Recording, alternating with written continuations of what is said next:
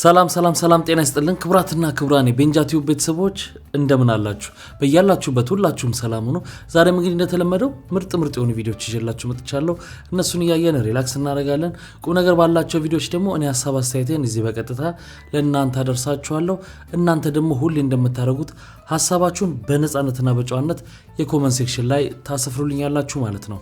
ታዳጊዎችንም ሁሌ እንደምናደርገው መልካም ልደት እንላቸዋለን። ለኢዮአስ ጎይቶም፣ ለሚኪያስ አበራ፣ ለአብሳላት ሄኖክና ለብሩክ ተመስገን መልካም ልደት እንዲሆንላችሁ እንመኛለን። እደጉልን፣ ለወግ ማድረግ ብቁልን ነው የምንለው። ለዚህ ቻናል አዲስ ሆናችሁም ካላችሁ ቻናሉን ሰብስክራይብ በማድረግ ቤተሰባችሁን ሆኑ። ነባሮችም ያላረጋችሁ አርጉና ሁሉ የሚለቀቁት ቪዲዮዎች በቶሎ እንዲደርሷችሁ ማድረግ ትችላላችሁ ማለት ነው። የላይክ ነገር ግን ባለፈው በለቀቁት ቪዲዮ ዛኛው ቻናል ላይ ማለት ነው በደንብ ላይክ የተደረጋረልን ብዬ በጣም ደስ በሚል ሁኔታ አሪፍ መነቃቃት ተፈጥሮ አሪፍ ላይክ አድርጋችኋል። ዛሬም እስቲ እዚህኛው ቻናል ላይ በጣም ተመልሳችሁ ብታዩት የሚታየው ቪው እና ላይክ የሚደረገው በጣም ስለሚያንስ ሪኮመንድ እንዲያደርግ ቻናላችን እንዲያደርግ ስለሆነ ሁላችሁም ላይክ አድርጋችሁ ቪዲዮ እንድትጀምሩ በትህትና ጠይቃችኋለሁ ማለት ነው። ሄድሴትን ያረጋለው አፍታ ታገኛላችሁ። ላይክ አድርጉ፣ እንጀምር። ከዛ ያው ህይወት ይቀጥላል። ህይወት ይቀ አንቺ ልመና ነው እንደፈለግሽው ምግቡ ሊቀዘቅዝ ነው። ቆይ አንዴ ያስኩት ጨርስና እመጣለሁ። ይቀዘቅዛል። እስከዛ ወፋጭ ይበና ሳንድ ጨርስና እመጣለሁ። እናቷን ማስብ ያረፈን ድንገት ነው የመጣው። አንቀጣለ ትደበደቢ አስብ ያረ ምግብ ይባል ያለ ትደበደቢ ሳይዞይ ነውማ እማ ተለቀቀሻ እማ ወንዴ ረከለ ነበር ይገዛል። ምን ተፈጥሮ ነው? ምንድነው? አይደረሽ በጊዜ ደረሽ ይገዛል። ይኸውላችሁ እኔ እናት ነኝ። የእናት አንጀት አይችል ታውቃላችሁ። ሄድኩኝና ምግብ ቀርቧል ነው ቢባል ምን ታደርጋለሽ? ሽጉጥ ደቀነችብኝ። እንደዚህ ሽጉጥ ስደቀን እንዴት አንበረከኩና ምንም ቢሆን እኮ 9 ወር ተሸክሜ እያለቀስኩባት ነው የምላችሁ። ልገናኝ ሁሉ ነገር አልተፈጠረም። ባል ያመጣችና እንደዚህ አስቀመጠችው። ደፈቀችሽ ዳፍቀኝ ሰዳፍቀኝ ቆየችው ሰዳፍቀኝ መጣ። አሁን በድንገተኛ በሞት እንኳን ማንን መጠርጠር እንዳለባችሁ እንድታውቁ ነው ጎረቤቶች። እኔ በህይወት ያለው አሁንም ማለት ጨርሳኝ እንደሄደች ነው የምቆጥረው።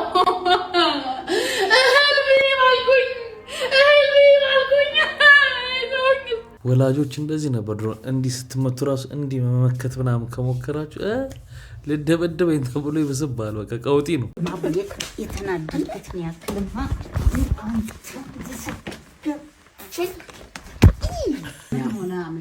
ያም ጥሩ ምክንያት አለ። ስራ ላይ ነበርኩ። ሁልጊዜማ ስራ ላይ እንደሆንኩ ግን አልገባኝም። ምንድነው የቻርጀር ገመዱና ማራገብ ይዘሽ ልመጪ ልገረፍ እንደው ይኸውልሽ አሁን መሽቷል፣ ሌሊት ነው። ብዬ ጠርቼ ጎረቤት ነው የምሰበስበው። ለእኔ ዱላ አይደለም ባቡ። ይኸውልህ እኔ አንድ ነገር ልንገርህ። እሺ አንተም በጠበቅኩ ቁጥር ሽማግሌው ገብቶ በጊዜ ነው የሚተኛው። ሌሊት ስለሚነሳ ደግሞ ምግቡን ተዘጋጅቷል። ሌሊት ስለሚነሳ እኔ ሳንኳኳ ለአንተ ቡና ስል ራት ስል እሱ ሳይረብሽም ይረብሻል። እና ለምንድን ነው የምታመሸው?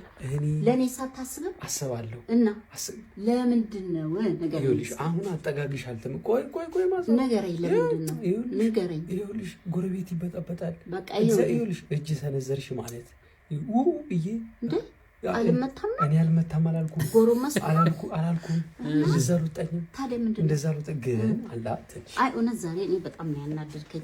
ማብየቅ የተናደድኩት ነው ያክልማ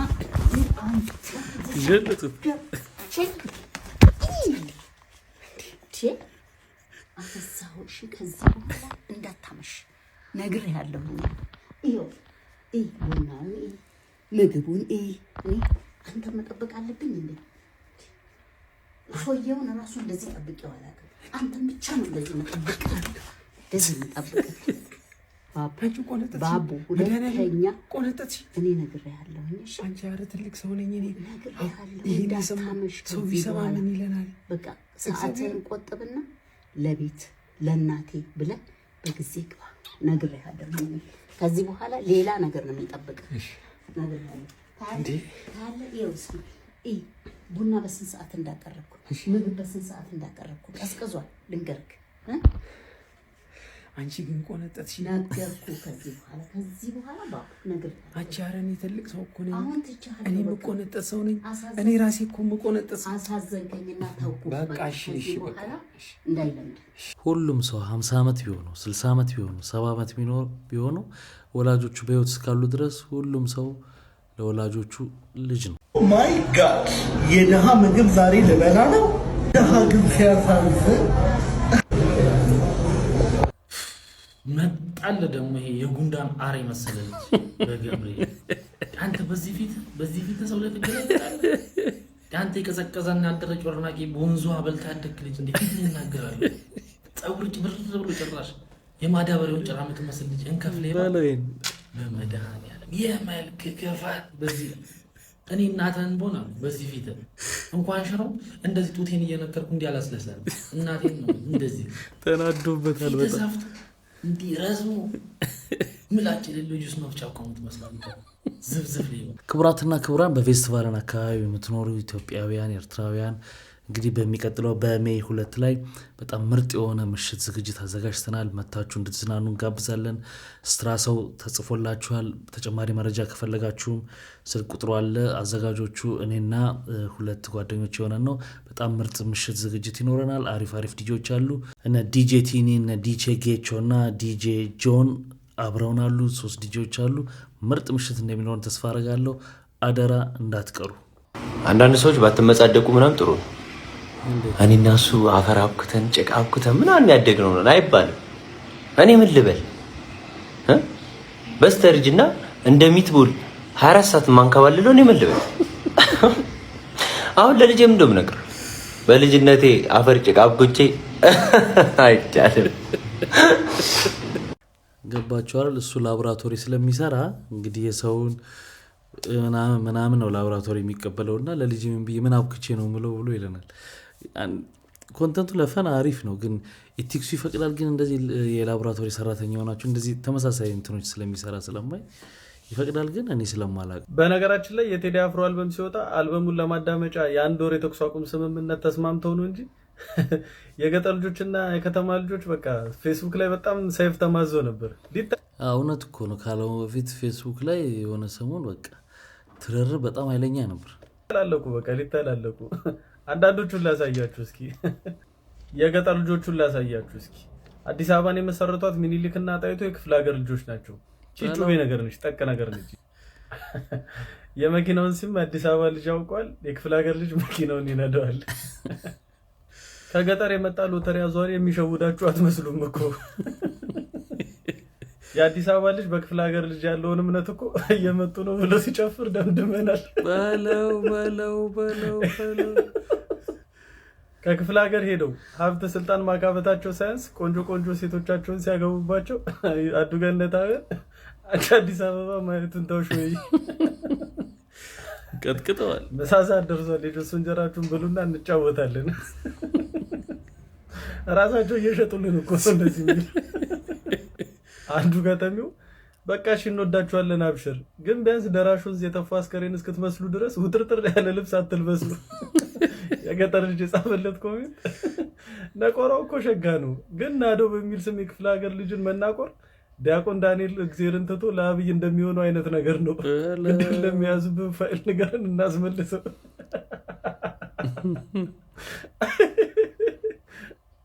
የአዲስ አበባ ልጅ የመጨረሻው ስልጣኔ እውነት ነው። አሁን እስቲ ደግሞ የአዲስ አበባዎቹ ልልኝ ከሊፍት ሲወጡ ጠብቄ ያስከፍላል ብዬ ብር የተቀበልኳቸው ናቸው እኮ የአዲስ አበባ ልጅ የሚፎግሩት። ይሄ ከፋ። የገጠር ልጆች በቃ አንተኛ መሽቷል 12 ሰዓት እኮ አለፈ እኮ ጅብ እንዳይበላና ብሎ ይፖስታል የአዲስ አበባ። ለምን ዛሬ አትቀልቡም እንዴ? ጀባቸውን ግድም ኮረሪማቸውን ስቅል ብራቸውን ግኝት ፖድካስት ላይ ቀርቦ ምክር።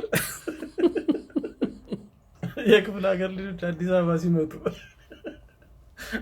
ተቀጣቅጠውታል። የደረሰበት ነው የሚያውቀው። ከክፍለ ሀገር የመጣው ታክሲ ረዳት ትርፍ የተጫነው አዲስ አበባ ይህን የደረሰበት ያውቀዋል። ሻምፓውን እርጥብ መብያቸው ሰዓት ደረሰ መሰለኝ። የሆነ የክፍለ ሀገር ልጅ ፌስቡክ ላይ ቦልኬው በሌላ አካውንት ገባና አይኔ ባ ያኛው እኮ አሊሴራ ቢሎኝ ነው እንዴት ነጊ ማታ ጨለማው ላይ ጠብቀው በጩቤ ወየሉንና የክፍለ ሀገር ልጅ ከተማ ገብቶ አንገቱን ደፍቶ ነው የሚሰራው። ኧረ እኛን ደፍቶ ነው ማማቲ አንገቱን ደፍቶ አይደለ። የሆነች የክፍለ ሀገር ልጅ ብላክ ሌብል ይዛ መጣች ብዬ 1 ኪሎ ስጋ ገዝቼ ከበላም በኋላ ምን ትለኛለች? ፔርሙዝ አጥቼ ነው ሻይ አፍልቼ በዚህ ቁማር ተበላ። ያው የክፍለ ሀገር ሰውን ተናግራችሁ እንጀራ ባሱር ገባ። በመጨረሻም የአዲስ አበባ ልጆች ብሶታቸውን በግጥም ገልጿል። አዲስ አበባ አቅጣጫ ቀያሽሽ ጀግኖ አባዱላ፣ ተንታኝ ሞዴልሽ እንስት ፈዲላ፣ እጩ አምባሳደርሽ ካሙዙ ሹሩቤ፣ መሪ ካፒቴንሽ አዳነች አቤቤ፣ የዓመት በዓል ስጦታሽ የፈረንጅ ዶሮ፣ የፖሊስ አዛዥሽ ጄኔራል ዴኔሮ፣ ምክትል ገዦችሽ ዣንጥራር ርስቱ፣ የምርጫ ወኪልሽ ወይዘሮ በሻቱ፣ የድሮ ልጆችሽ ቄራና ጎተራ ካራ ሰንጋተራ፣ አዲስ ቀበጥ ልጅሽ ሚጡ ለሚኩራ ማያድንሽ ይሁን ከመጩከራ። ይመቻችሁ። ለማንኛውም የተኩስ አቁም ስምምነቱን ወደ ሰላም ለውጡ፣ ተስማሙ። የከተማ ንግተር እንወዳችኋለን። ይመቻችሁ። ደህና ደሩ። በቃ እንደዚህ ጨዋታ ሲሆን ደስ ይላል። ይሄ ሌላ ያለፈ ነገር ሳይኖረው ትርር ምናምን ፕላትፎርሞቹንም አሰልቺ እንዳይሆኑ ያደርጋቸዋል። የማ ተመቻችሁ ግን? የማን ነው ከባድ ተረብ? አቡ የትም ትወልድ እኛ ምን አገባን? እኔ የምላችሁ ለምን ጓደኝነታችን እንዲጠናከር ራሳችንን በቢላ ቆርጠን በደም ትስስራችንን አናሳይ? ከዚህ በኋላ ምንም የምንደብቀው ሚስጥር የለም ማለት ነው። እናንተ የምደብቃችሁ ነገር የለም። እኔ ሳለ እኔም የለም። በቃ እኔ ልጀምረው። ና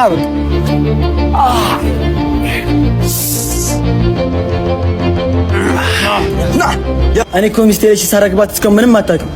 እኔ ሰላይ ነኝ። ትክክለኛ ስሜ ናኦም ሳይሆን ነሂ ነው። እኔ ደግሞ ኤችአይቪ አለብኝ። ማለቴ ኤችአይቪ አለብኝ። አሁን ማን ነው የክፍለ ሀገሩ ልጅ? ማን ነው የአዲስ አበባው ልጅ? የታጠቁ ዘራፊዎች ቤት ገንጥለው ገብተው ያገኙትን ከዘረፉ በኋላ ከመውጣታቸው በፊት የቤቱን ባለቤት አንበርክከው ሽጉጥ ይሰጡትና ተኩሰ ሚስትህን ግደላት አንተን እንምራሃለን ይሉታል። እሱም ሽጉጡን ተቀብሎ ከመተኮሱ በፊት ለትንሽ ሰከንዶች ከሚስቱ ጋር ያሳለፋቸውን የፍቅር ጊዜያቶች እያስታወሰ ፈዞ ይቀራል። ከዛም ግን ሽጉጡን ለዘራፊዎቹ መልሶ ይሰጣቸውና ማድረግ እንደማይችል ይነግራቸዋል። የዘራፊዎቹ ኃላፊ ሽጉጡን ተቀብሎ ለሚስትየው ይሰጣትና ባልሽን ግደዩ አንቺን እንለቅሻለን ይላታል። ሚስትየውም ምንም ሳታቅማማ ጭንቅላቱ ላይ ትደቅንና ቀላሃውን ትስበዋለች። ነገር ግን ሽጉጥ ውስጥ ምንም አይነት ጥይት አልነበረም። ዘራፊዎቹም ሽጉጡን ይቀበሏትና ባልና ሚስት ደንግጠው እዛው እንደተፋጠጡ ጥለዋቸው ይሄዳሉ። እናንተ በባልየው ቦታ ብትሆኑ ምን ታደርጉ ነበር? ምን ታረጉ ነበር? በሱ ቦታ ብትሆኑ ትንሽ ሰከንድ አስቡ። የአንዳንድ ሰዎችን አስተያየት ደግሞ እናያለን። እናንተ በባልየው ቦታ ብትሆኑ ምን ታደርጉ ነበር? ያሳለፍናቸውን ጥሩ ነገሮች ረስታቸው ስለሚሆን ሌላ ወደፊት በደንብ ጥሩ ነገሮችን እንድታስታውስ ወደፊት በደንብ ጠንክሬ ይሰራሉ። አዎ የኔ ነፍስ የበረሩ ነፍስ አይደል? ምን አይነት ጥያቄ ነው? የታጠቁ ዘራፊዎች ሲጀምር በር ገንጥለው አልገቡም። የታጠቀችው ዘራፊ ይሄው ካጠገቤ ነው ያለችው። ምንሽ ነው ቃሎን የሳብሽው? ያምሻል እንዴ? ብሞትስ? ዘራፊዎቹ ራሱ ምን አይነት ዘራፊዎች ናቸው? ስነ ምግባር የጎደላቸው ዘራፊዎች። እቃ ብቻ አይደለም የሚዘርፉት ስነ ልቦና የሚዘርፋሉ። ባልየውን ብቶ ምን ታርጋለህ? ምን አደርጋለሁ? ተገዴ ሙቻለሁ እኮ ነው የለውም እኮ ጊዜን ወደ ኋላ መልሼ ከዛ እንዲሁም ዘራፊዎቹን ተከትዬ ሄጄ ሽጉጣቸው ውስጥ ቃላ ከታሉ። ቀጣይ ላለው ባል ቀጣይ ለሚተኩስበት ባል ቢያንስ በዛው እንዲሞት ማለት ነው። ምን ይደረጋል? አሁንማ የለ በጣም ከባድ ነው። በጣም ከባድ። በቃ እንግዲህ ተነስቶ እንደሚገላት ነው የምገምተው እሱ። የኔን ከጠየቃችሁኝ ግን በቃ ከዛች ቅስበት በኋላ የባልና ሚስትነት ሁኔታችን ይቋረጣል ማለት ነው። በቃ መለያየት ነው። ሌላ ምን ታደርጋለህ? እስቲ ሚለውን ሰምተነው እንመለስ። ጆን ዳንኤል 1 ሚሊዮን ብር የሚመድብ ካለ ይንገረኝ ብሏል። ስለዚህ እኔም ይሄን ቻሌንጅ አክሴፕት አድርጌ እንደሰማችሁት እንግዲህ ላይፍ ኦፍ አቤል የ1 ሚሊዮን ብር ውርርዱን ተቀብሎኛል። እንግዲህ ውድድሩን አዘጋጆችም እንሂድ ብለውኝ ነበር፣ ግን ከነሱ ጋር መደብ ጨዋታው ፌር ይሆናል ብዬ ስላላሰብኩኝ ከነሱ ጋር አልመደብኩኝም። ላይፍ ኦፍ አቤል እኔ እናንተ እንመድብ። ውርርድ ለማድረግ እንግዲህ ከብሔራዊ ሎተሪ ፍቃድ ያስፈልጋል። ስለዚህ ከብሔራዊ ሎተሪ ፍቃድ ያለው አካል ካለ ያዋራኝ፣ ዛሬውኑ 1 ሚሊዮን ብሩን አስገባለሁ። አቤላ ሄደናል። እናንተ 1 ሚሊዮን ብር አሳየው፣ እስኪ የሆነ ነገር አሳየው። ተበልተሃል ብራዘር። እንግዲህ የደረሰ ነው ፋይታቸው። የሚገርመው ነገር መግቢያው ራሱ በጣም ውድ ነው። ትንሹ 4000 ብር ወይ 2000 ብር እናየዋለን። እኔ የሚያናደኝ ማለት ነው እዚህ ሀገር የሆነ አዲስ ነገር ሲጀመርና ሰው ለማበረታታት ሲሞክር ማለት ነው ያቺን አጋጣሚ ተጠቅማችሁ ልቅ የሆነ ትርፍ ለማትረፍ የምትፈልጉ ሰዎች፣ በጣም ስግብግብነት የምታሳዩ ሰዎች በጣም ነው የምታነቁኝ። አሁን ይሄ ግጥሚያ እንግዲህ የመጀመሪያ ነው በኢትዮጵያ ታሪክ። ምን አስፈላጊ ሆነ 4000፣ 10000፣ 5000 ብዙሃኑን የሚገፋ ማለት ነው። ትንሽ ትኬት ደግሞ የ2000 ብር አዘጋጅታችኋልና በጣም ያስተዛዝባል። ምንድነው እነ ከሀቢብን ነው እንደምናየው ወይ ደግሞ እነ የብሮክ ሌዝነርን የዩኤፍሲ ግጥሚያ ነው እንደምናየው እናያል። በዚህ ልክ በጣም ይገርመኝ። ብቻ አጉል ትርፍ ብዙ ስፖንሰር እንዳላችሁ ይታወቃል። አትሌቶቹ ሽልማት ከሆነ ማለት ነውና በጣም ያስተዛዝባል። ሰሞኑን ማለት ነው አንድ ድምጻዊ አርቲስት እና አንድ ቲክቶከር ሊጋቡ ማለት አብዛኞቻችን መገመት ምንችለው አይነት ጥምረት ሁላ አይመስለኝም።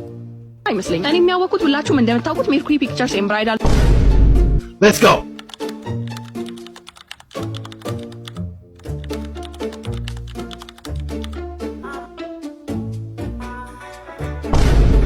ዞን የተባለ የሰርግ ጥቅል የሚያቀርብ ድርጅት አለኝና ሙሽራው ቲክቶከር እና ሙሽሪት ድምጻዊ ተያይዘው መጥተው ሞሽሩኝ ሲሉ ነው። ብቻ ጋይስ እኔ እነሱ ይፋ ሳያረጉት ለእናንተ ማጋራት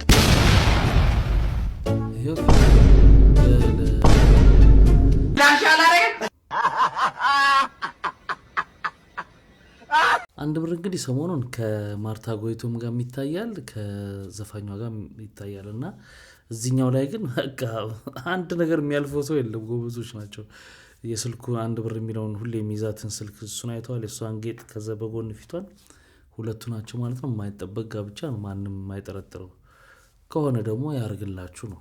አሜሪካ ኢራን ወደ ኤርትራ ጥላለች ተብሏል። በአሁኑ ሰዓት እንደተሰማው መረጃ ለኤርትራ የጦርነት መልካም ነገርን ይዞ መጥቷል ተብሎ የተነገረ ይገኛል። ለዚህ ምክንያቱ እንግዲህ በየመን ከሚገኙት የሁቲ ታጣቂዎች ጋር የተያያዘ ነው። እንደሚታወቀው ኢራን ለተጨማሪ ጦርነት የሚከፈትብኝ ከሆነ በየመን የሚገኙት የሁቲ ታጣቂዎች የሬድሲን ወይም ባቤል መንደብን ዝግ ያደርጋሉ ስትል ነበር። ይህንም ተከትሎ የአሜሪካ መንግስት ከፍተኛ የሆነ እርምጃ እንደወሰደ እንግዲህ የተለያዩ የእስራኤል ተኮር የሆኑ ሚዲያዎች እየዘገቡት ይገኛሉ። እንደሚታወቀው በአፍሪካ ውስጥ ኖርዝ ኮሪያ የምትባለው የአፍሪካ ኖርዝ ኮሪያ የተባለችው ኤርትራ ከአሜሪካ ጋር ከባድ ሁኔታ ውስጥ ናቸው። ከባድም ሳንክሽን እሷ ላይ ተጥሎባት ነበር። ከባድ የሆነ ማዕቀቦች ለአመታት ተጥሎባት ነበረ። ታዲያ ከኢራን ጋር በተፈጠረው ጦርነት ምክንያት ይህንን ችግር ሶልቭ ለማድረግ ማለትም የሬድሲ እንዳይዘጋ አሜሪካ ኢራን ወደ ኤርትራ ጥላለች ተብሏል። ኤርትራም ወደ 700 ማይልስ የሚያክል በቀይ ባህር ላይ ወደብ እንዳላት ብዙዎቻችን እናውቃለን ብዬ አስባለሁ። ታዲያ ይህንን ረዥም የሆነ ወደብን በመጠቀም እንግዲህ አሜሪካና እስራኤል በየመን ውስጥ ከሚገኙ የሁቲ ታጣቂዎች ሊቃጣ የሚችለውን ችግር ሶልቭ በማድረግ ከእሷ ጋር እያወሩ ነው ተብሏል። ከላይም እንደምትመለከቱት የአሜሪካ ልዩ መልእክተኛ ኤርትራ በመግባት ከኤርትራ ፕሬዚዳንት ጋር እንዳወሩ ተነግሯል። በተጨማሪም በዚህ ጉዳይ ከኤርትራ ጋር ብቻ ለም የአሜሪካ ልኡካን ቡድኖች ያወሩት እንዲሁም ከግብጽ ፕሬዚዳንት ከአልሲሲ ጋር በዚህ ጉዳይ ተነጋግረዋል ተብሏል። የአሜሪካ ልኡካን ቡድኖች እናም ኤርትራ ከአሜሪካ ጋር በዚህ ጉዳይ የምትስማማ ከሆነ እንግዲህ አዲስ ምዕራፍን ለእሷ ይከፍታል ማለት ነው። የተለያዩ ማዕቀቦቿ ሊነሳላት ይችላል ተብሎ የተነገረ ይገኛል።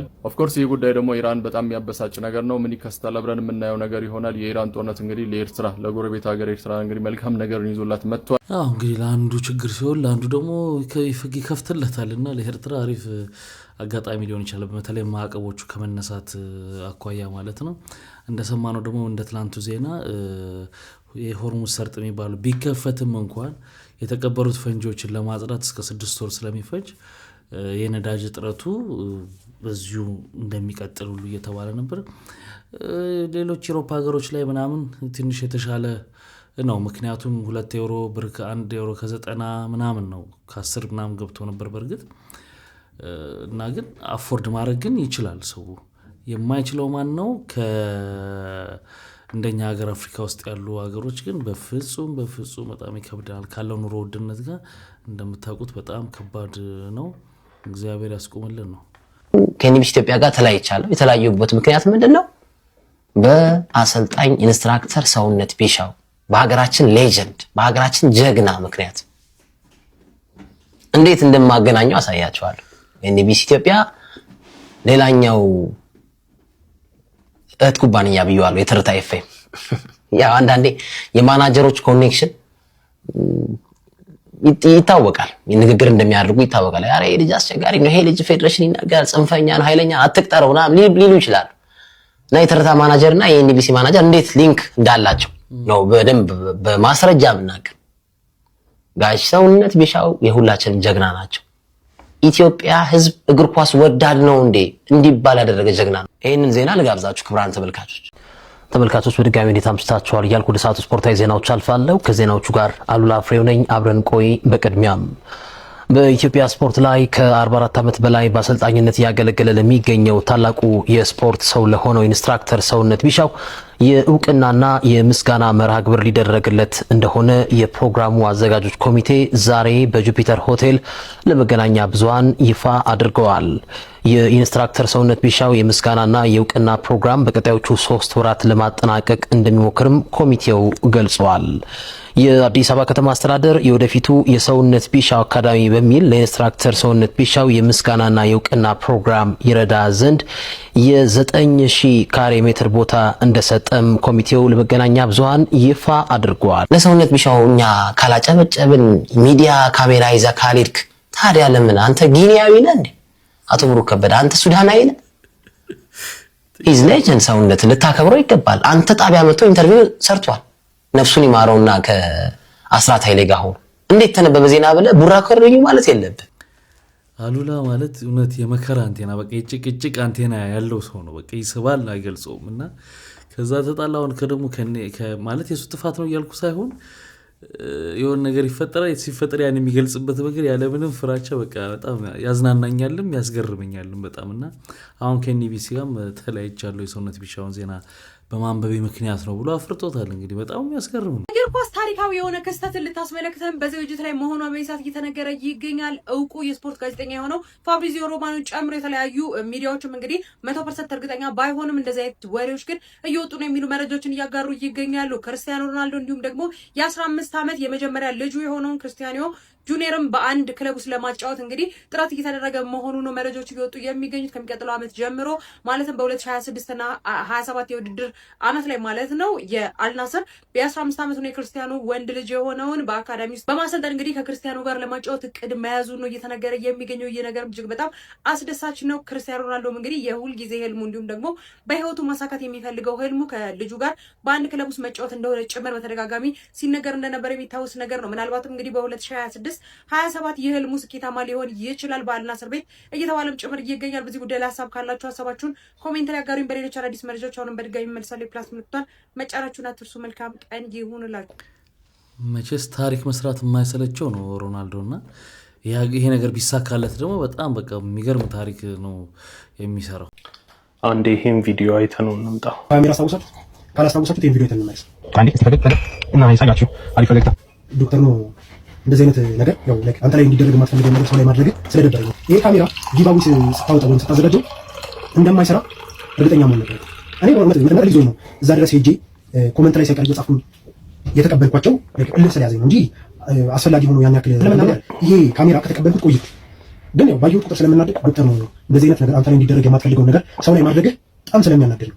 አንተ ላይ ደግሞ ተደርጎ ስታለቀስ ስለነበረ ስለሰማው ብዙ ቪዲዮ ስላገኘ እሱ ቪዲዮ ቆይቷል። ግን ባየሁት ቁጥር ስለምናደድ ነው ይሄን ቪዲዮ ለመስራት ይቅርታ አድርግልኝ። ቪዲዮ ለዶክተር ነው እቺ የ15 ደቂቃ እውቅና ፍላጎት ካልሆነ በስተቀር የዛሬ አመት የወሰድከውን ዕቃ አመት ጠብቀህ እንደዚህ መናገር ቢያስደብረኝም በስሜ መደራደር ስለማልወድ እውነት ዕቃው አልሰራ ብሎ አስቀይሞ ከሆነ ነገውኑ ጠዋት አውጥተህ ካሜራውንም ኬዙንም ድቅቅ አድርገህ ትሰብረዋለህ። እኔ ይሄን ተካልሃለሁ። ወዙማ አክሽን ካሜራ 6 ይባላል። ውሃ ውስጥ ይሰራል። ከ400 ምናምን እስከ 500 ምናምን ዶላር ነው። እኔ ነገውኑ አውጥቼ እሰጥሃለሁ። ግን ያኔ እንኳን ስሰጥህ የምስጋና ቪዲዮ ያልሰራህልኝ ሰውዬ በአሁኑ 5 የምስጋና ቪዲዮ እንድትሰራ ፈልጋለሁ። በውስጥ ብታናግረኝም ለውጥ አልነበረውም። ግን ጀስት እያሰብኩት ዝም ብዬ ከምተኛ ብዬ ነው። ነገ እስከ 4 ሰዓት ተኩል ድረስ ድቅቅ አድርገህ እየሰበርክ ካላሳየኝ ውሸትህን ነው ማለት ነው። የእውቅና ጥማት ነው። ሪፖስት አድርጌልሃለሁ፣ ያልደበረኝም ስቶሪም አደርግልሃለሁ ከፈለግ ችግር የለውም። እንዳልኩ ድቅቅ አድርገህ ኬዙንም ካሜራውንም ሰብረው እውነት ካልሰራልህ ስበረው። እኔ ይህንን ታካልሃል። በጊቫዌ መልክ የተበረከተ ካሜራ ነው እንግዲህ ከአመት በኋላ ያው አይሰራም ብሎ መጥቶ ወቅሶታል ማለት ነው። ስለዚህ ይሄን ከሰበርከውና የማይሰራ ከሆነ የእውነት ስበረው አዲስ እገዛልሃለሁ አለው። እሱ ምን አረገ? ሰበረው። ከዛ ምን ተፈጠረ እናያለን።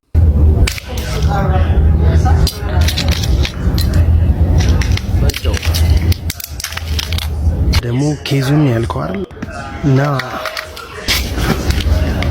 እግዚአብሔር ያሳያችሁ። እንግዲህ አሁን እንደ ወፍጮ ቤት ዱቄት እያደቀቀው የምታዩት ከዚህ በፊት የዛሬ አመት ከአመት በፊት ወይም የዛሬ አመት የቀን ስራ ሰርቶ አይደለም፣ ለፍቶበት አይደለም፣ ተሸክሞ አይደለም፣ የሌላ ሰው ገጽ ላይ ሄዶ ላይክ ኮሜንት እና ሪፖስት ስላደረገ የተሸለመው ካሜራ ነው። ሽንት ቤት ሆኖ ሪፖስት ያርገው፣ ጠንቋይ ቤት ሆኖ ኮሜንት ያርግ፣ ቤተክርስቲያን ሆኖ ያርግ፣ ምን ሆኖ ያርግ የምናውቀው ነገር የለም፣ ግን ስላሸነፈ ሰጠ ነው። አሁን ከአመት በኋላ ባትሪው አልሰራም አለኝ ብሎ እንደዚህ ብሎኝ ነውና $500 ካሜራ ገዛልሃለሁ ብየው ነው። ባይ ዘ ወይ የበጉን ለምድ ገና ለበስኩት እንጂ ተኩላነቱ አልወጣልኝም። በእኛ አባባል ምን ይባላል መሰለ? የቆጡን አውርድ ብላ የቆለጧን ጣለች። ለማለኝ በሰማይ ሆላንድ ዳይሪ ምናምን የሚባሉ ተረቶች አሉ። ድሮም እጄ አመድ አፋሽ ነው፣ ያረኩለት ሰው ሆኖልኝ አያውቅም። ለዛም ነው እግዚአብሔር አርፈህ ለሌላቸውን አብላ ደግፍ ምናምን የሚለው። ይሄ ሁሉ ከአይፎን 11 ተጨማሪ በዚህ 3 ሳምንት ውስጥ የሚወጡ ጊቫዌዎች ነበሩ። አሁን የገባኝ ነገር ምንድነው? ላንተ ካሜራውን እልክልሃለሁ። ምኑን ነው እልክልህ መሰለ? ሊንኩን እልክልሃለሁ የት እንደሚገዛና በቃሌ መሰረት ደግሞ የካሜራውን ስክሪንሾት ላምኔት ምናምን አስደርጌ ያለህበት ድረስ እልክልሃለሁ እንጂ ያረግልኛል፣ ይልክልኛል፣ ይገዛልኛል ብለህ አስበህ ከሆነ ጅል ነኝ እንጂ ሞኝ አይደለሁም። ጭራሽ እንዳታስብ፣ ተሳስተህ እንዳታስብ። ለሌሎቻችሁ ደግሞ ምን ነው ማለት ፈልጋለሁ፣ እስከዛሬ ኤቭሪ ስምምነት ላይ ምንድነው አገልግሎት የምትሰጡት? ፔፐር ከት ኦኬ፣ በነፃ አስተምሩልኝ 2 ሰው ከሂሳብ ላይ እንደዚህ ልቀንስላችሁ ነው ድርድሬ። ምንድነው አገልግሎታችሁ? እንደዚህ ጫማ መሸጫ ነው፣ ለ2 ሰው ጊቫዌም ስጡልኝ በዛው ነው የማስታወቂያ ድርድሬ ነበረው። እናንተ ካላገኛችሁ እኔ ብቻ ማግኘት ስግብግብነት ስለሚመስለኝ ነው። አሁን ግን የገባኝ ነገር ብዙዎቹን የሚያየውት መጀመሪያ ይዘህ አምልጥ፣ በቃ መተሳሰብ ምናምን ነጠላ ተደርጎ ፌክ መደረግ የሚችል ነገር ነው። ለማንኛውም እነዚህም ጊቫዌዎች ተሽጠው ለእርዳታ ይውላሉ። አይፎን 11ንም አቁሜዋለሁ። በቃ ምንም ተጨማሪ ስራ አልጠየቅኳችሁም። ላይክ ኮሜንት ሪፖስት አድርጉ ነበር የተባላችሁት፣ አርጋችሁ ሊሆን ይችላል ብዙዎቻችሁ። አዝናለሁ። ላልተወሰነ ጊዜ ግን አቁሜዋለሁ ጊቫዌውን። እንግዲህ አንዳንድ ጊዜ ጥሩ ሰዎች ይኖሩና የሆነ ጥሩ ነገር መስራት የሚፈልጉ ሰዎች ይኖራሉ። እነዛ ሰዎች እንቅስቃሴ በሚያደርጉበት ሰዓት በመሃል የሚገቡ እንዲህ አይነት እንቅፋቶች ይኖራሉ። ወዲያው ይቀይሯቸዋል እነዛን ሰዎች። ምን አጨቃጨቀኝ ከዚህ በኋላ እንዲህ ባላረግስ እንዲሉ ይሆናልና እኔ እኮ ልጁ ቢወለድ ችግር የለብኝም ላለማመን ምናምን ብዬ አይደለም። ለአንቺ እኮ ነው ቤብ እኮ ሳታገባ አረገዘች እንዲህ እንዳይባል በቃ ቀጣይ አመት እንጋባለን። ያሁኑን አስወርጁ በቃ በወግ በማድረግ ይዤሽ ልውጣ። የሰው ወሬ እንዴት ታደርጊዋለሽ? እኔ እኮ ላንቺ ነው ለኔ አይደለም። በቃ እስኪ አስቢበት። ምንም የምታፈጣት ነው። ኧረ ምንም እኔ ገርመኝ ነው ሰለሞን። እንደው በገለጥኩ ቁጥር መዝገብ ነህ በቃ አያልቅም። ያንተ ሰይጣኑ ሰው ገረመው። ውርጃ ኃጢአት እንደሆነ ታውቃለህ አይደለ? እና እኔ ጽድቅ ነው ወጣኝ የሆነ ብድሬ በእናትህ ይቀጥራለሁ። አሁን አንዷን አገባሻለሁ እያልካት አልነበር? ኧረ ተው ሰለሞን ተው። እውነት የሰለብኩልህ ፍርኖ ዱቄት በቆሎ ቅልቅል አለው የምትል ከሆነ ማለት ነው ቪዲዮ እየቀረስክ ድፈውና እኔ ቀጣይ ከሸማቾች ምን የመሰለ ፍርኖ ዱቄት ነው ሰልቤ ማመጣል። እሺ ዶክተር ሰላቢ ምን አርጉ ነው የምትለው? እንደው ምንድነው የምሰራው? አንዱ ከአመት በፊት ፍርኖ ዱቄት ጊቫዌ ሰልቤለት በእናትህ በቆሎ ቅልቅላለሁ ብሎ አስወረብኝ መሰል። የሰው ልጅ ግን አየዋ። እኔ ሲጀመር ለምዱን ለበስኩ እንጂ ተኩለው ነኝ ስላላወቀኝ ነው። አረ የሚበላ ተኩላ ይብላህ። እንደው ቀንም ሙሌት ነበርክ። እሺ ስልክ የማይሰራው ሲያቀብጠኝ ቡዳን ፕራንክ አረጋለሁ ብዬ በእናትህ ታሞ ሆስፒታል እኮ ነው ግራውንድ ውስጥ ነበርኩ። አይ አንቺ ክላሲክ ምን ፕራንክ ሰራሽ? እንጀራ ሳይቼ ነጭ ሽንኩርት አጎረስኩት። በየቤታችሁ አይጥ የሚያስቸግራችሁ የሚበጠብጣችሁ ከሆነ አዳምጡ፣ እንዳታሳልፉ። መጀመሪያ ወጥመዱን ማለት ነው እስፖንጅ አርጉበት። እንደያዛት አይገላትም በስፖንጅ ካረጋችሁት። ከዛ ያችን አይጥ ሲይዛት አሞትም ቀለም ተቀባታላችሁ። ቀለም ቀብታችሁ ልቀቋት። ብዙ አይነት ቀለም ቀብታችሁ ዝም ብላችሁ መልቀቅ ነው። ሀዛ ምን አይነት ነገር መጣብን፣ ምን አይነት ተፈጥሮ መጣብን እያሉ ያሉት አይጦይ በየጎዱ ያሉት እየወጡ ሲሮጡ፣ እሷ ደግሞ ጓደኞች እያይ ስትከተል እሷ ስትከተል እነሱ ሲሸሹ በቃ አገር ለቀው ይሄዳሉ። ሁሉም አይጥ የተባለ ማለት ነው። ግን አንዲቱን ብገላት አንዲቱን ገደልኩ ማለት ሌላውን ማለቀ ማለት አይደለም። በየቦታው በዛም እየመጡ ያስቸግሯቸዋል። ዝም ብለህ ቀለም እየቀባ መልቀቅ ነው። አዛ አንድ ማይጣ አይኖርም በየቤታቸው። አቤት እውቀት በጣም በዝቷል። ምናልባት ግን ሊሰራ ይችላል፣ አላውቅም። እንደዚህ ይባላል ነገር ግን አይመስለኝም። እንስሶች በጣም የራሳቸው ብዙ ቴክኒክ አላቸው። ሊደነግጡ ይችላሉ ለጊዜው ምናምን፣ ግን ጠረኗ ምናምን ያውቃሉ አይመስለኝም። ግን ሞክሩት ብሏል፣ ሞክሩት። አሁን ከቅርብ ጊዜ እነ ቴዲ አፍሮ በጣም ፖፑላር ነበሩ ማለት በእኛ ጊዜ ማለት ነው። ይሄን ከፖለቲካ ጋር አታዛምደው። አሁን ሰሞኑን ከሆነው ነገር ጋር አይደለም። ስለ ዘፈን ነው የምናወራው። ስለ ዘፈን ነው። ፈሩት። ምን ነው የለም ሰው እንትን ነው ከሚዲያ እናንተ ያላልከውን ነገር ብሎ መነገጃ ያደርጋል። በተለይ ሰው እንትኑ አበላሽቶታል እኮ ታች ፍለጋ ይሄ ታብታብ ይከሰን ታብታብና ምንድን ያላቸዋል ታብታብ ታንተባትባለች። አይ ጥሩ። እሱ የትኛው ለምሳሌ የቴዲ አፍሮ ነው ቤዚካሊ አሁን የሞቱ ልጆች ነበሩ። እነ ታምራት በጣም ደስ የሚሉ ልጆች፣ እነ ታምራት ደስታ። ይሄ የሞተው ልጅ ደግሞ ማን ነበር? በጣም ማዲንጎ። እነዚህ ወጣቶች በጣም ነው ደስ የሚሉኝ። ማለት በተለይ ስለ ሀገር ሲዘፍኑ በጣም ደስ ይለኛል። ስለ ኢትዮጵያነት ሲዘፍኑ በጣም ደስ ይለኛል። ይሄ ነው። ዋው በጣም ደስ ይላል። በነገሮት ላይ እንደው የስጋ ዝምድና ይኖራችሁ አይኖራችሁ አላውቅም እንጂ የዓለም ሎሬት አፈወርቅ ተክሌ ጋር የፊት ቅርጻችሁ፣ የጸጉር አቆራረጣችሁ ራቅ ብሎ ስትታዩ ጥላችሁ ሞገሳችሁ በጣም ይመሳሰልብኛል። ብዙ ሰው ይጠይቀኛል። እንደዛ ብሎ የጠራኝም አለ። ግን ዝምድና የለንም። ዝምድናችን ሀገራዊ ዝምድና ነው፣ ኢትዮጵያዊነት ነው። እንግዲህ ኢትዮጵያኖች ዘመዳሞች ናቸው ማለት ነው እንጂ ትውቅ አለኝ፣ አውቃቸዋለሁ። በጣም ማከብራቸው ሰው ናቸው። በህይወት እያሉ ብዙም ጊዜ በየመድረኩ አገኛቸዋለሁ፣ ሸራተንም ምንም ሲመጡ።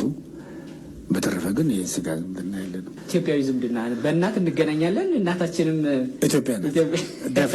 እናንተም እንዛመዳለናል። ወንድማማቾች ነን፣ ግን አንመሳሰልም። እኔ በአራት እግር ነው የሚሄደው። እንግዲህ አምባሳደር ዲና ሙፍቲ እግረኛው ሚዲያ ላይ ቀርበው ነበር። ስለ ቴዲ አፍሮ ከሰሞኑ ፖለቲካ ጋር እንዳተገናኙብኝ እንጂ ቴዲ አፍሮን ወደዋለሁ ብሏል። እነ ማዲንጎን ብሏል። ይሄ ጥሩ ነው። ዋናው ግን የመጡበት ጉዳይ የፊንቴክ ጉዳይ ስለነበረ በፊንቴክ ጉዳይ ላይ ተጠይቀዋል። እርስዎ የስጦታ መኪና ወስደዋል ወይ? ለምንስ በህግ አልታሰሩም? የሚሉ ጥያቄዎች ተጠይቀዋል። ለሱ ምላሽ ሰጥተዋል። ምክንያቱም የብዙ ሰዎች ጥያቄ ነበር። ተለይተው ሁሉም አርቲስቶቹ ምናምን ሲታሰሩ፣ የድርጅቱን ባለቤቶች ሲታሰሩ እሳቸውም የዛን ጊዜ ታይተው ነበር። መኪና ሲታደል እሳቸው ነበሩ ቁልፍ ሁሉ እየሰጡ የነበሩት። አሁን ተበርሲሳም ከዚህ በፊት አንስቷል። ለምን የሚል ነገር አንስቶ ነበር። በእርግጥ የምክር ቤት አባል ስለሆኑ ያለመከሰስ መብት አላቸው። እሱን እንግዲህ እንዳለ ሆኖ አሁን ለዚህ ጉዳይ ምላሽ ሰጥተዋል። ፊንቴክ የሚባል ድርጅት ሰምተዋል መቼም። እዛ ፊንቴክ ጋር በተያያዘ መስቀል አደባባይ ላይ መድረክ ላይ ተገኝተው የድርጅቱን ስምና መልክ እየሰሩ ያስተዋወቁ አምባሳደር ዲና ሙፍቲ አሉ። እዛ መድረክ ላይ የተገኙ በሙሉ ታስረዋል። እሳቸው አምባሳደር ግን ያለመከሰስ መብት ስላላቸው በፊንቴክ ጉዳይ አልተጠየቁም የሚል ፕሮግራም ሰርተናል አስታውሳለሁ። እንዲህ አይነት መድረክ ላይ እርስዎ ሲገኙ ልክ እንደ ቅድሙ እንዳዳራሹ እንደው ሚድሮክ መስሎት ወደ ፊንቴክ ሄደው ነው ወይስ አምነውበት ፊንቴክ ላይ የተገኙ? በዚካሊ ይሄኛው የነበረው ዲፍረንት። መጀመሪያ አሁን የምትለውን ድርጅት እኔ ያየሁትም ያለት ነው። የመጀመሪያ መጨረሻ እውቀቴም ያለት ነው። እኔ መድረክ ላይ ልክ አንተ አሁን ስጠራኝ እንደሚመጣ ማለት ነው ብዙ ሰዎች ይጠሩኛል፣ ብዙ ሚዲያ ሰዎች ይጠሩኛል። ሚዲያ ፓብሊክ ሰው እንደሆንኩኝ ማለት ነው። ከፋና የነበሩ ልጆች፣ ዋልታ የነበሩ የግል ሚዲያዎች በሙሉ ይጠሩኛል እና እሄዳለሁ፣ አከብራቸዋለሁ። ከዛ አንጻር ነው እዛም ላይ የተጋበዝኩት። እኔና የትራንስፖርት ሚኒስትር ዴታም ነበር። በጣም ብዙ በርካታ ሰዎች ነበሩ። አዳራሹ ሙሉ ነው። አደባባዩን መኪናዎች ሞልተዋል። ከዛ በኋላ ክብር እንግዳ ናቸው ተብሎ ቁልፍ ስጥልን አሉ። ቁልፍ ሰጠው። የኔ እውቀት ሲጀመርም ሲጨመርም ይሄ ነው። አለበለዚያ እንትን አምባሳደርም አይደለሁም። ምንድነው የድርጅቱም አምባሳደር አይደለሁም። መኪና የሚባልም ነገር ከዛ ወሰድኩት ነገር የለም። የራሴ መኪና ነው ያለ። ለሌሎች አምባሳደር ሹመት ሲሰጥ ለአርቲስቶች እርሶ እዛው ቦታ ላይ ነው የተሰጠው? አይደለም። ከዛ ፊት እነሱ ኦልሬዲ ቀደም ብለው አብረው ይሰሩ ነበር መሰለኝ። እኔ ግን ዳት ኢዝ ዴይ ግማሽ ቀን እኮ አይሆንም። ልክ አሁን እኔ ጋር አንተ ብቻ ናት እቺን ወስደው አውት ኦፍ ፕሮፖርሽን እሱ እንዲህ አድርጓል። ሲጀመር በጣም የሚያሳዝነው ነገር ታሪክ ወደፊት የሚገልጸው ነገር ነው። ይሄ ደግሞ ብዙ ያውቀዋል። ሰዎችም ራሳቸው ቢጠየቁ ያውቃሉ። ያለት ነው የመጣሁት። አርቲስቶችም ያውቃል፣ ሁሉ ሰው ያውቃል። ዳት ኢዝ ዴይ አስ ሾውድ አፕ ልክ እቁብ ይሁን እድር ይሁን ለብሶ ይሁን ማህበራዊ ጉዳይ ይሁን ኢትዮጵያዊ መድረክ ነው ብዬ ከነበረኝ ስሜት አንጻር ነው ያልኩት። ዓለምን በኢትዮጵያ ወከልኩ ሰውዬ የትም ሀገር ሄጄ ኢትዮጵያን የተሰበሰቡበት ቦታ ላይ ከጠሩኝ እሄዳለሁ። ከዛ አንጻር ነው። ልክ አሁን ሚዲያ ጠራኝ። ይህ ሚዲያ እግረኛው ሚዲያ ምንድን ነው? ከየት ነው የመጣው? ምን ይሰራል? ፊንቴክ ነው ምናምን ነው የለኝም። እኔ አይደለም አይመለከተኝም። በዚህ ከሊ የህዝብ መልእክት የሚተላለፍበት ለህዝብ ጥሩ ነገር ማስተላለፍ የሚቻልበት ነው ብዬ ነው። ዳስ ዋት ሀፕንድ ታሪኩም ይሆን ከፊንቴክ ጋር በተያያዘ ግን ከዛ በኋላ ስሙ ሲጠራ እርሶ ወጥተው አይ አሁን እንዳሉት አሉ ማስተባበያም ሰጡ። ምክንያቱም አንድ ነገር ልንገር፣ የመንግስት ከፍተኛ ባለስልጣን አምባሳደር ዲና ሙፍቲን ያክል ዋርካ ተገኝተው እውቅና የሰጡት ነው ተብሎ የብዙ ሰዎች መጭበርበር እርስዎ ከተገኙበት መድረክ በኋላ ከመስቀል አደባባዩ ከርክክቡ በኋላ ይሄው የትራንስፖርት ሚኒስትር ዴታው አምባሳደር ዲና ሙፍቲ ከመንግስት ተብሎ ታየ። ያ እምነት ፈጠረ። እኔም የዚህም አይ ቲንክ ሚኒስትር ዴታውም አውቀዋለሁ። ምንም አልተናገርንም። ምክንያቱም ውሸት ሆኖ ይቀራል። አንድ ትላልቅ ውሸቶች የተዋሸበት አለ። መኪና ወስዷል ብሎ ሁሉ በድፍረት የሚያወራ ሰው አለ። መኪና ወስዷል። መኪና ወፍ አይደለም፣ ኪስ ውስጥ የምትደብቀው ነገር አይደለም። እና ሰዎቹም ይገርማቸዋል። ያው ውሸትን ለማስተባበል እኔ ሚዲያ ላይ ብዙ ጊዜ እናገራለሁ ኢትዮጵያን ጥቅም በሚመለከት። በርካታ ሰዎች ደግሞ ይህን ተቃርነው ይወጣሉ። ለእያንዳንዱ መልስ መስጠት ማለት ስራ መፍታት ነው። ይሄ ቤዚካሊ ደግሞ የለየለት ውሸት ስለሆነ ራሱ ተጋልጦ ይቀራል። በዛው ስለሚቀር በዛው ተውኩት ነው። ቤዚካሊ እኮ ይህን የሚያጣራ ፖሊስም ጅል አይደለም። አጣርቷል እኮ ኦልሬዲ ያውቃል ውሸት መሆኑ። ይህ ሰውዬ መኪና ወስዷል አልወሰደም? ይህ ሰውዬ ከዛ በፊት ከእናንተ ጋር ነበር? አምባሳደር ነበር አልነበረም? ተጠይቀዋል እርስዎ በፖሊስ ወይ? በእርግጥ ያለመከሰስ መብት አለው። ያለመከሰስ እሱ ሌላ ነገር ነው። ቢኖርም ባይኖርም እሱ አይደለም ጥያቄው። ጥያቄው ውሸት ነው። ውሸት ነው ነው ውሸት ነው። ማን ነው ግን የጋበዘውት? የአብርሃም ግዛው ነው። ኢንተርቴንመንት የሚባል ካምፓኒ ያለው አድዋ ላይ ጋብዘኛል። እሄዳለሁ። ይህን የት ነው የምታውቀው ስልክ እናንተ ሚዲያ እንደማውቀው ሚዲያ ላይ ነው የማውቀው። ፍላይ አዲስ ላይስ ምንም ነገር እሱንም እዛ ነው ጋበዘኝ። እዛ ላይስ ማን ነው የጋበዘውት? እሱ ነው አብርሃም ነው የጋበዘኝ። እሺ ፍላይ አዲስ የሚባልም አንድ የውጭ እንደዚሁ እንወስዳለን ወደ ካናዳ የሚል ፕሮግራሞችን የሚሰራ ስለነበረ በተለየ ደግሞ ከውጭ ጉዳይ ጋር የተገናኘ እንትን ስላለ እንደው ከርሶ እነዚህ እኔ ስራዬ ዲፕሎማት ነኝ። እነዚህ ውስጥ ምንም የሚመለከተኝም ነገር አይደለም። እቺኑ ግን አሁንም አንተ እንደ ኦነስት ሚዲያ ነው እያስባለሁ። አንተ ሚዲያ ይህን ክሊር አድርገው። እሺ ይንገሩኝ። ይህን ክሊር የምታደርገው እኔ ይሄን ተቋም አሁን ፊንቴክ የሚባለውን ተቋም ያየሁትም ያለት ነው የትኩትም ያለት ነው። መጨረሻ ምስሉ ነው። የክብር አምባሳደር አይደለሁም። አምባሳደር አድርጎ አልተሾምኩም። መኪና ወሰደ ምናምን የሚለው ውሸት ነው። ከፍተኛ አበልም ተሰጣቸው ውሸት ነው። ስለዚህ እነዚህ ነገሮች በሙሉ በዚህ መልክ በጣም አረጉት። እርሶ መኪናም ከፍተኛ አበልም ተሰጥቷል ያን ጊዜ የሚል ውሸት ነው። በጣም ጥሩ። እንግዲህ መልሳቸው በሰማችሁት መልኩ ነው። እኔ ግን እዚህ ጋር የእርሶ እዛ ጋር መገኘት ብዙ ሰዎች ላይ እምነት ፈጥሯል የሚል ቆንጆ ጥያቄ ጠይቋቸው ነበር። ትንሽ ዞር ብለው ሄዱ እንጂ አምባሳደሩ እንደዛ ብሏቸው ጠይቀው ነበር። አዎ የእሳቸው ስህተት ምንድን ነው? አንድ ቦታ ላይ ስጠራ ኢትዮጵያውያን የሚሰበሰቡበት ሲሆን ምን ይሁን መገኘት ካለብኝ እገኛለሁ ብለዋል። እና ያ የሚገኙበትን ነገር ግን ጥፋቱ እዚህ ጋር የሚገኙበትን ነገር በደንብ ጀርባው ማየት ይኖርባቸው ነበር። ከእሳቸው ካላቸው ስልጣን ማኳያ ሰዎች ላይ ምን ሊፈጥር ይችላል የሚለውን አንዳንዴ ባለስልጣንም ሆነ ሶሻብል ለመሆን ብለው የሚያደርጉት ነገር ጉዳትም ስለሚያመጣ ማለት ነው። ስለዚህ እዚህ ጋር ሲመጡ እኔን አይቶ ሰው ምን ሊያደርግ ይችላል የሚለውን ያ ድርጅት ምንድነው ማን ነው የሚለውን አጣርተው መገኘት ግዴታ ይኖርባቸው ነበረ።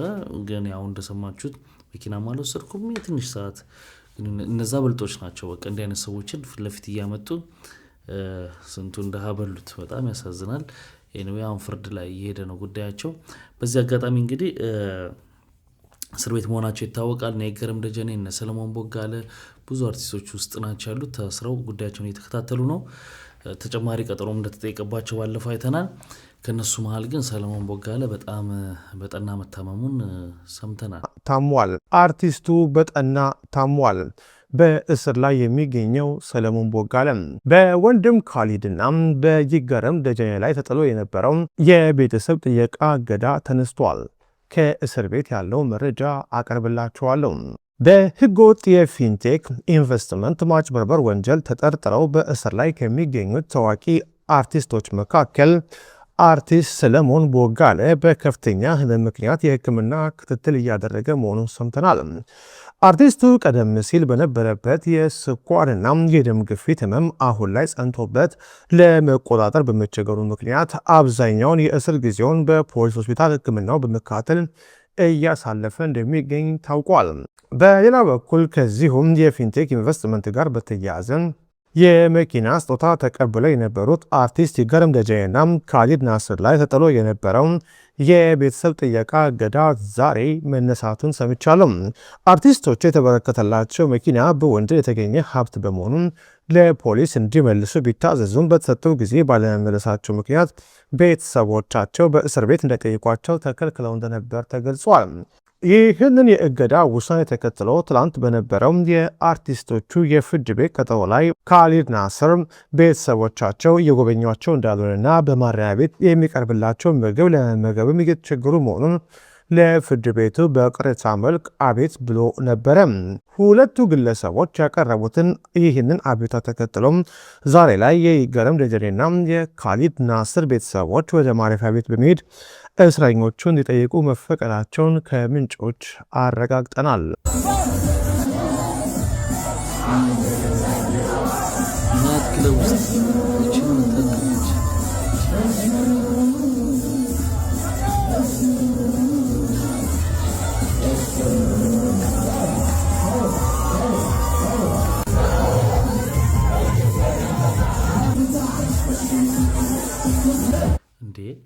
ህፃን ልጅ ነች ወይንስ ቤቢ ፌስ ሆና ነው? እኔ ሳያት ህፃን ልጅ ነው የምትመስለው እንጂ ትልቅ ሆና ቤቢ ፌስ የሚባሉት አይነት አትመስልም። እና ቅልጥ ያለ ናይት ክለብ ነው። እኔ በጣም ነው ያስገረመኝ። በዚህ እድሜዋ ጭፈራ ቦታ ላይ ገብታ እንዴት እስገባች? ህግ አለ አይደል? ኢትዮጵያ ውስጥም 18 ዓመት በታች የሆኑ ሰዎች መግባት የለባቸውም እንዲህ አይነት ቦታ። እንዴት ልገባ ቻለች? ይሄ ቦታው ከታወቀ ምናምን ትልቅ የሚያስቀጣ የሚያስጠይቅ ነገር ነው ብዬ ነው ማስበው። እና ወላጅም ራሱ ይዟቸው ቢመጣ መግባት የለባቸውም፣ አይገባም። ምንድን ነው እየሆነ ያለው? ሰበር ዜናም የቴዲ አፍሮ ስቱዲዮ መሰበሩ ተሰማ። ታጣቂዎች ሰብረው በመግባት ሙሉ ንብረቶችን ይዘው እንደሄዱ ምንጮች አረጋግጠዋል። የቴዲ አፍሮ ስቱዲዮ በአዲስ አበባ ሲኤምሲ አካባቢ አዲሱ የኮንቬንሽን ህንፃ አካባቢ የሚገኝ ሲሆን እዛም አቦጊዳም ስቱዲዮ ሀና ለ የሚል ቴዲ እንደ ቢሮም እንደዚሁም ደግሞ አዳዲስ ስራዎችን ለመፍጠር የሚጠቀምበት ስቱዲዮ አለው። በዛ ስቱዲዮ ውስጥ ከስፒከር እስከ ኮምፒውተር ሁሉንም ነገር የማቀናበሪያ መሳሪያዎች ወደፊት የሚወጡ ስራዎችን ጭምር ሰብስበው መውሰዳቸው ነው ምንጮች የገለጹት። እንደ ምንጮቹ ገለጻ እነዚህ ታጣቂዎች የመንግስት የታርጋ ያለው መኪና መያዛቸውን እንደዚሁም ደግሞ የአንዳንዶቹም የፌዴራል ፖሊስ ዩኒፎርም የለበሱ እንደሆነ የገለጹልን ምንጮቻችን ወደ ህንፃው ሲገቡ የህንፃውን ጥበቃ ደብድበው አቁስለውት እንደዚሁም ደግሞ የተለያዩ ጉዳቶችን አድርሰው ስቱዲዮን ሰብረው ገብተው ሁሉን ነገር እንደወሰዱ ነግረዋል። ጉዳዩን እየተከታተለው ነው።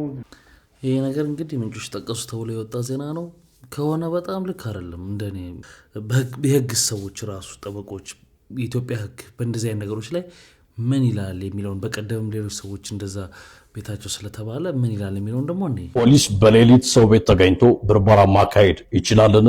ሰላም ደጉላው ነኝ። ሁላችሁም ይህንን ቪዲዮ ሼር፣ ኮፒ ሊንክ፣ ሪፖስት ዱት እያደረጋችሁ ዜጎች መብታቸውን እንዲያውቁ እንድታደርጉልኝ በማክበር ጠይቃለሁ። እንግዲህ በሀገራችን በአብዛኛው የሙያ ስነ ምግባራቸውን ጠብቆ የሚሰሩ የፖሊስ አባላት እንዳሉ ሁሉ አልፎ አልፎ ችግር ያለባቸው የራሳቸውን የግል ፍላጎት በፖሊስ በለበሱት የደንብ ልብስ የሚያስከብሩ የፖሊስ አባላትም እንዳሉ የሚካድ አይደለም።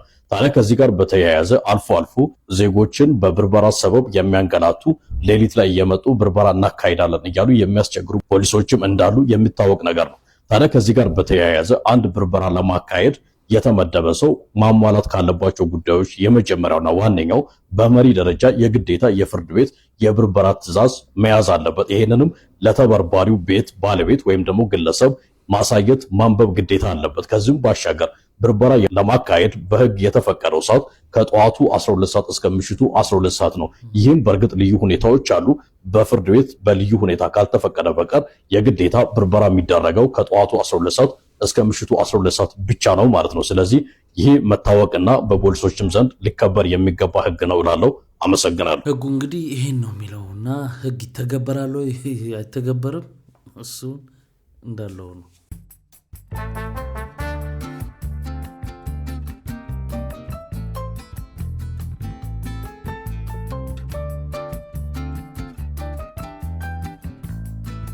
ምን ትሉታላችሁ? ይሄን ስፖርተኛ ነው ኃይለኛ ነው የምትሉት? እኮ አንዳንዱ ሰው በጣም ነው የሚገርመኝ። በቃ የአቴንሽን በቃ ሲከሮች አሉ። በቃ ሁልጊዜ አይሳካም እኮ አንድ ቀን መውረድ አለ፣ ህይወትን ታጣለህ። እኔ የምላችሁ ቀበሌ የሚያህል አበባ የምትሰጣጡ ሰዎች ማለት ነው ሼድ ለማድረግ ምናምን አይደለም የሚመቻችሁ። እንደዚህ አይነት ነገር የሚመቻችሁ ከሆነ ግን ፎቶን ከተነሳችሁ በኋላ ምንድነው የምታደርጉት? ማለት እንግዲህ የተጠራው ሰው አንዳንድ ይዞ ይሄዳል። ቫዝ ውስጥ ታደርጉታላችሁ። ምንድነው የሚሆነው? ለምን ሰዎች ሲያስገቡት ራሱ ካያችሁ ነው ቲክቶክ ላይ የተወሰኑ ቪዲዮዎችን ያዩኝ ነውና ሰሞኑን ሰዎች ተሸክመዋቸው ነው የሚገቡት የአበባ እንትን ዲኮር ሰራተኞች ማለት ነውና መጨረሻ ላይ ምንድነው የምታደርጓቸው? I'm really curious እና የሚያውቅ ሰው ካለ እስቲ ንገሩን እና እኛም ለማዘዝ ካሰብን ያው አዛለው እያልኩ አይደለም ግን ለማዘዝ ካሰብን እንዴት አድርገን ዲስፖዝ እንደምናደርገው እንወቅ። ለምን ሲጀመር ሰስቴይነብል ነው ብዬ አላስብም። ያን ያህል አበባ መሰጣጣት እንትን አዲስ እረኛ ከብታ ያስተኛ ሆኖብን ይመስል ያን ሁሉ አበባ የቆረጥን መሰጣጣቱን እንጃ ነው ውበቱ አይታየኝም። ግን ዲስፖዝ የምታደርጉት እንዴት ነው? ትጥሉታላችሁ?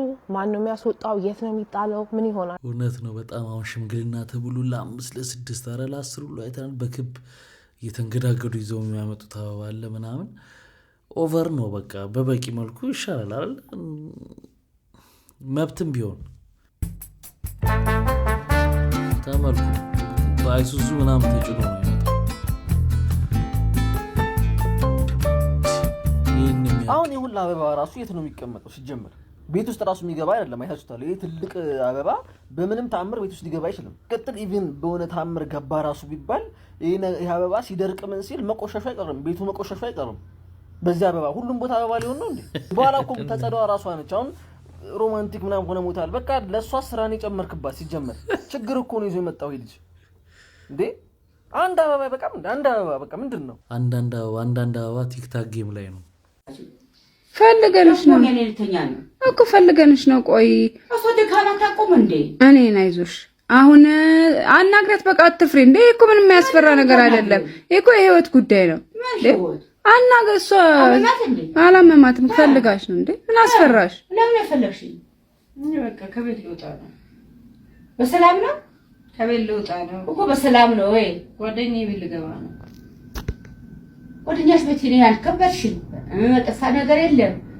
ጓደኛ ታለሽ ሽማግሌ ልኮ በስርዓት ፍርሞልሽ በስርዓት ባገር ባህል ትወጫለሽ። እሺ ነገር አያደርግም እሱ ሽማግሌ ምናምን አይልክም። ሰላም አይለክስም። በቃ ነይ ብሎኛል። በቃ ነይ ልወጣ ነው። እኔም ደግሞ በቃ አልቻልኩም። በጣም ነው የደረኩት። ተራርቆ ፍቅር በጣም ከባድ ነው። አክሹ ሽማግሌ ሳይልክ ምንም ነገር ሳይል ሽማግሌ መላክ ከብደዋል። ቀርቷል። ቅረቅረሽ ይቅር በዚህ ቀርቷል። በወምራ አናትሽ እንዳለሽ ቀርቷል። ያንቺም ላይ ቀርብሽም ነበር። እኔን አታልቅሽ። እኔን እንዴ ከወደድሽ ውጪ ማትረጂኝ እንጂ አቃጠለሽ እንዴ ለታቆቹ ነግሬያቸዋለሁ። ለጋሽም ነግሬያለሁ። እሺ ብሏል። እና አንቺ ለምን እሺ ማዲ በቃ እኔ ነገ እወጣለሁ። ማርቂ መስጭ ነገር ካለሽ እሺ፣ ቅርስም ካለሽ ውርስም ካለሽ እሺ። እንዴ ውርስ ካለሽ አንቺ ብሎሻል። ድርሻዬን ስጪኝ። እኔ ነው ያንን ድርሻ እንዴ ያለሽም በቃ መስጭኝ ነገር ስጪኝ። እኔ ልጅሽ አድረው እንዴ በቃ ሽማግሌ ላክ በደንብ በስርዓት በክብር ትወጣለሽ። ይሄ ያንቺ ምትል እኔን አታልቅሽ። ወዶ ገባለሽ ወደ ቷለው እንዴ እንደፈራው ልጅ እንደፈራው ይሆን እንደፈራው ማ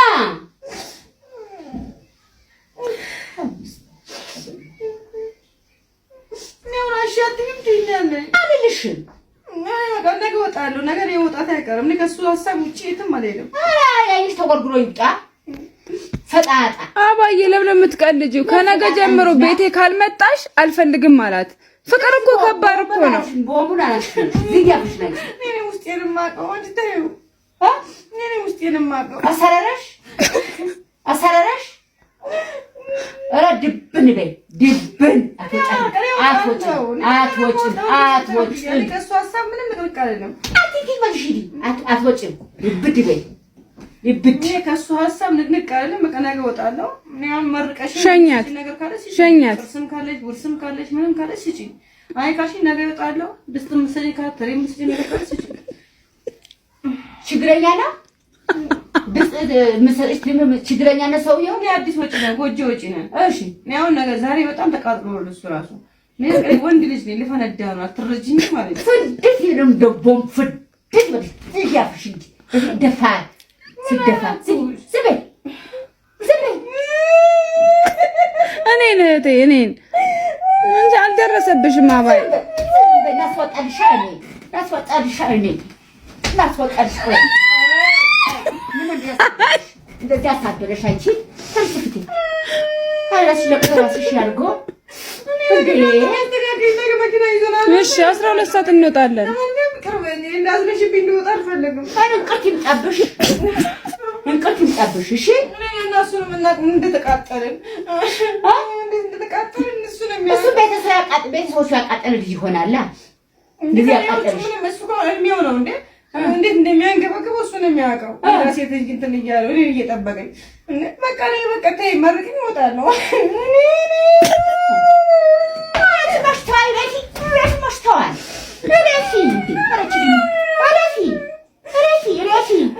ረፊ ሰብቶኝ ብኛሽ ረፊ ይዘፈል ማንገበገበኝ ፍቅርሽ እንደሳት እኮ ነው ያለ እና ቃሪያ ያገም አንደኛታችሁ ሁለታችሁ እንግዲህ ክብራትና ክብራ ለዛሬ ይዤላችሁ የመጣሁት ቪዲዮዎች እነዚህን ይመስሉ ነበር። በአንዳንዶቹ ተዝናንተናል፣ በአንዳንዶቹ ደግሞ ቁም ነገር ወስደናል። ስትገቡ ላይክ ያላረጋችሁ አሁን ላይክ አድርጋችሁት በሚቀጥለው ባሪፍ ቪዲዮዎች እንገናኛለን። መልካም ጊዜ።